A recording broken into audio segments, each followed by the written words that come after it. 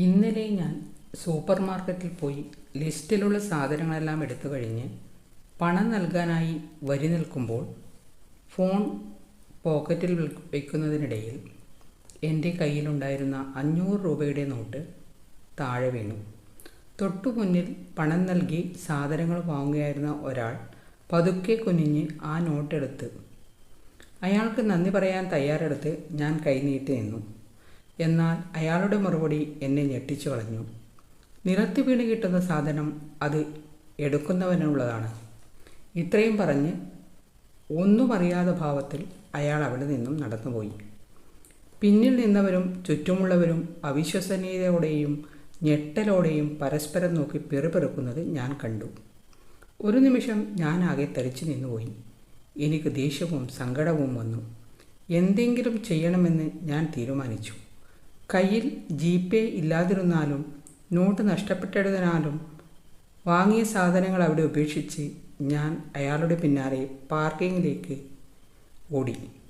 എന്താണ് സംഭവിക്കാൻ പോകുന്നതെന്ന ആകാംക്ഷയോടെ വരിയിൽ നിന്നവരും എൻ്റെ പിന്നാലെ വന്നു. ഞാൻ അയാളോട് പണം ചോദിച്ചു. പക്ഷേ എന്നെ കണ്ട ഭാവം പോലും നടിക്കാതെ പുച്ഛത്തോടെ അയാൾ നടന്നു. അയാൾ തൻ്റെ കാറിനടുത്തെത്തി വണ്ടിയുടെ ചാവി എടുക്കുന്നതിനായി കയ്യിലുണ്ടായിരുന്ന 2 വലിയ ബാഗുകൾ തറയിൽ വച്ചു. ഞാൻ ചിന്തിച്ചു, ഇതാണ് സമയം.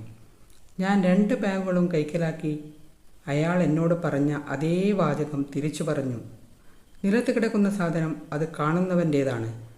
പേടിയും ചിരിയും കലർന്ന ആവേശത്തോടെ ഞാൻ അവിടെ നിന്നും ഓടി. അവിടെ കൂടി നിന്നവർ കൈയടിച്ച് എന്നെ പ്രോത്സാഹിപ്പിച്ചു. ആ ബുദ്ധിമാൻ! ആകെ ദേഷ്യം വന്ന് പാർക്കിങ്ങിലെ സെക്യൂരിറ്റി കോണുകളൊക്കെ ഇടിച്ച് തെറിപ്പിച്ചാണ് വണ്ടി ഓടിച്ച് അയാൾ പോയത്. അഡ്രിനാലിൻ ഇരച്ചു കയറിയ ആ നിമിഷത്തിനു ശേഷം വീട്ടിലെത്തി ആ ബാഗുകൾ തുറന്നു നോക്കിയപ്പോൾ അതിൽ ഉണ്ടായിരുന്നത് 2 കിലോ ചെമ്മീൻ, 2 തൈര് പാക്കറ്റ്, 2 കിലോ ബസുമതി അരി, ഹോൾ ഗ്രെയിൻ ബ്രെഡ്, 500 ഗ്രാം പരിപ്പ്, 2 ജാർ സ്ട്രോബെറി ജാം, 2 കിലോ ഉണക്കമുന്തിരി, 1 ജാർ മയോണൈസ്. വെറും 500 രൂപ കൊണ്ട് ജീവിതത്തിൽ ഇത്രയും സാധനങ്ങൾ ഞാൻ ഇതുവരെ വാങ്ങിയിട്ടില്ല. ഇപ്പോൾ ഞാൻ ഇത് എഴുതിക്കൊണ്ടിരിക്കുന്ന സമയത്ത് അതിലുണ്ടായിരുന്ന അണ്ടിപ്പരിപ്പ് കൊടുക്കുകയാണ്.